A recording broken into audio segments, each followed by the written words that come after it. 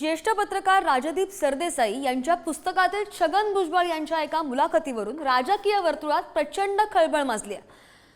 छगन भुजबळ यांनी आपण केवळ ईडीच्या कारवाईपासून वाचण्यासाठी भाजपसोबत केल्याचं या मुलाखतीमध्ये नमूद केलंय आणि आता यावरून नेमका राजकीय गदारोळ कसा उडालाय पाहूयात या संदर्भातला एक स्पेशल रिपोर्ट।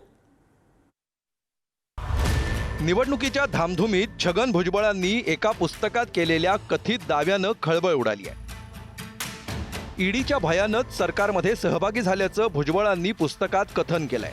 ज्येष्ठ पत्रकार राजदीप सरदेसाई यांच्या 2024 the election that surprised India या पुस्तकात पक्ष फोडाफोडीच्या राजकारणामागचं कथित सत्य मांडण्यात आलंय। भुजबळांच्या या मुलाखती संदर्भात सरदेसाईंच्या पुस्तकात काय दावे करण्यात आलेत पहा। ईडी पासून मुक्ती मिळवण्यासाठी भाजपसोबत गेल्याचं छगन भुजबळांनी मुलाखतीत सांगितल्याचा दावा पुस्तकात आहे। ईडीच्या तावडीतून सुटका झाल्यानंतर आपल्याला पुनर्जन्म झाल्यासारखं वाटतं असं भुजबळ म्हणाल्याचं या पुस्तकात म्हटलंय। ईडी पासून सुटका करण्यासाठी भाजपसोबत जावं अशी भावना राष्ट्रवादीच्या नेत्यांच्या मनात होती असाही दावा पुस्तकात करण्यात आलाय। नवाब मलिक आणि अनिल देशमुखांना तुरुंगात जावं लागलं होतं। सुनेत्रा पवारांचं नावही आलेलं होतं। तुरुंगात असताना अनिल देशमुखांना भाजपमध्ये प्रवेशाची ऑफर होती, मात्र त्यांनी ती नाकारली असाही दावा पुस्तकात करण्यात आलाय। याबाबत शरद पवारांना सगळी माहिती होती, परंतु ते भाजपसोबत जायला तयार नव्हते असंही या पुस्तकात नमूद करण्यात आलंय। म्हणजे मी लोकसत्तेबरोबर अशी कुठलीही जी आहे मुलाखत दिलेली नाही। या सगळ्या गोष्टीचा मी इन्कार करतो आहे। हे जे काही पुस्तक जे आहे ते अजून काही वाचलेलं नाही। ते पुस्तक जे आहे मिळवून ते मी वाचेन काय आणि त्याच्यात काय लिहिलेलं आहे काय नाही आमच्या वकिलांच्या थ्रू सुद्धा जे आहे त्याच्यावर मी विचार विमर्श करीन। जे चुकीचं जे जे काही असेल त्याच्या विरुद्ध जे मला कारवाई करावी लागेल ती सगळी कारवाई मी निश्चितपणे करणार आहे। माझ्याबरोबर काही लोक पण होती जेव्हा ते आमच्याशी बोलले। मला ह्याच्याहून अजून जास्त काही म्हणायचं नाहीये, कारण की ते हे सगळे राजकारणाचे प्रश्न आहेत। लोक हे पुस्तक आहे, पुस्तकाचं राजकारण जे करणार त्यांना करू द्या, मी त्याच्यात पडणार नाही। पुस्तक 18 महिन्यापासून मी लिहितोय, ते पुस्तक आता आलंय, त्याच्यात एक चॅप्टर महाराष्ट्रावर आहे। हे काय महाराष्ट्राचं पुस्तक नाहीये, पण महाराष्ट्रावर जी वस्तुस्थिती आहे त्याच्यावरती मी लिहिलंय आणि लोकांना ते पुस्तक वाचू द्या। नेते असेल किंवा जर्नलिस्ट असेल, तुम्ही पुस्तक वाचा आणि तुम्हाला वस्तुस्थिती तुमच्या समोर पडेल।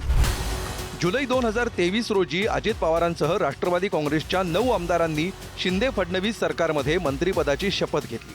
त्यातल्या काही नेत्यांवर भाजपकडून भ्रष्टाचाराचे गंभीर आरोप करण्यात आले होते, तर काहींच्या मागे तपास यंत्रणांचा ससेमिराही सुरू होता। मात्र आता तेच भाजपच्या मांडीला मांडी लावून सत्तेत बसलेत। अजित पवार, प्रफुल्ल पटेल, हसन मुश्रीफ, छगन भुजबळ, सुनील तटकरे यांच्यावर भाजपकडून आरोप झाले आणि तेच आता सत्तेत आहेत। ज्यांच्यावर आरोप भारतीय जनता पक्षाने केले त्याच लोकांना वॉशिंग मशीन मध्ये टाकून भारतीय जनता पक्ष सत्ता स्थापन करते। मी पार्लमेंटवर ऑन रेकॉर्ड आईसचा उल्लेख केलेला आहे। आईस म्हणजे बर्फ नाही, आईस म्हणजे इन्कम टॅक्स, सीबीआय, ईडी। काय होतंय, अलीकडे निवडणुकीचा दिवस जसा जसा जवळ येतोय तसं तसं महत्वाचे प्रश्न बाजूला ठेवून काहीतरी नवीनच नरेटिव्ह सेट करण्याचा प्रयत्न चाललेला आहे। वास्तविक हा निवडणुकीचा मुद्दाही नाही।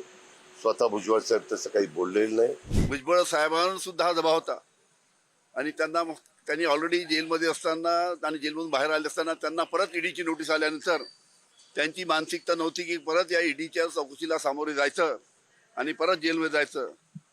म्हणून या सर्व लोकांनी भारतीय जनता पार्टीच्या पक्ष जे सरकार आहे त्याच्यामध्ये सर्व समावेश त्यांनी केला, त्यांच्या सरकारमध्ये सामील झाले। त्या ठिकाणी भुजबळ साहेबांनी स्पष्टीकरण दिले ना की हा दावा खोटा आहे, याचा अर्थ तो विषय संपलेला आहे। परंतु ईडी, सीबीआय हे पुन्हा शिळ्या कडीला ऊत आणून त्या ठिकाणी भावनिक वातावरण करण्याचा सुप्रिया सुळे आणि त्यांच्या तत्सम नेत्यांचा प्रयत्न आहे। 2019 मध्ये राज्यात मवियाची सत्ता आली तेव्हापासून शिवसेनेतील अनेक नेते तपास यंत्रणांच्या रडारवर आले। आमदार प्रताप सरनाईक, भावना गवळी आणि यशवंत जाधवांसह त्यांच्या पत्नी यामिनी जाधवांची चौकशी झाली। भाजप नेते किरीट सोमय्यांनी शिवसेना नेत्यांविरोधातील प्रकरणं लावून धरली होती। मात्र 2022 शिवसेनेत फूट पडल्यानंतर चौकशी झालेले नेते एकनाथ शिंदेंसोबत सत्तेत गेले. तपास यंत्रणांकडून चौकशी सुरू असणारे महायुतीत गेलेले नेते कोण आहेत पहा. प्रताप सरनाईक आमदार, भावना गवळी आमदार, यामिनी जाधव आमदार, यशवंत जाधव माजी नगरसेवक, अर्जुन खोतकर माजी आमदार, आनंदराव अडसूळ माजी खासदार, रवींद्र वायकर खासदार, राहुल कनाल शिवसेना कार्यकर्ता. प्रताप सरनाईक असतील, आहेत ना. प्रत्येकाला एक मोकळा श्वास घ्यायचा होता म्हणून त्यांनी आपापल्या पक्षाच्या पाठीत, नेत्यांच्या पाठीत खंजीर खुपसला. आता तुम्ही लपाछपी कशा करताय, मी नाही त्यातली कडी लावा आतली, काय गरज नाही. झालंय, मान्य केलंय, पळून गेलात, संपला विषय. ईडीच्या भीतीच्या पोटी कोणाचं पलायन झालं हे माहीत नाही, पण जसं मी सांगितलं की या संजय राजाराम राऊतच्या भाजपमध्ये येण्याची तारखा ठरल्यासाठी हा तारख्या ठरवण्यासाठी किती जोर लावत होता. आमच्या कुठल्या राष्ट्रीय नेत्यांच्या घराच्या बाहेर ह्याचा भाऊ 4 तास उभा होता. हा जेव्हा जेलमध्ये गेलेला तेव्हा ह्याच्या आमदार भावानी मातोश्रीला कुठली धमकी दिलेली. ईडी हे विरोधकांना नामोहरम करण्याचं सर्वात प्रभावी हत्यार असल्याचा आरोप वारंवार होतोय. तेच विरोधक भाजपमध्ये गेल्यावर चौकशीवर त्याचा परिणाम झाल्याचंही समोर आलंय. चौकशा बंद झालेल्या नाहीत, परंतु कारवाईची गती मंदावली आहे हे मात्र नक्की. छगन भुजबळांच्या कथित मुलाखतीनंतर केंद्रीय यंत्रणांचा मुद्दा चर्चेत आलाय. ब्युरो रिपोर्ट, पुढारी न्यूज.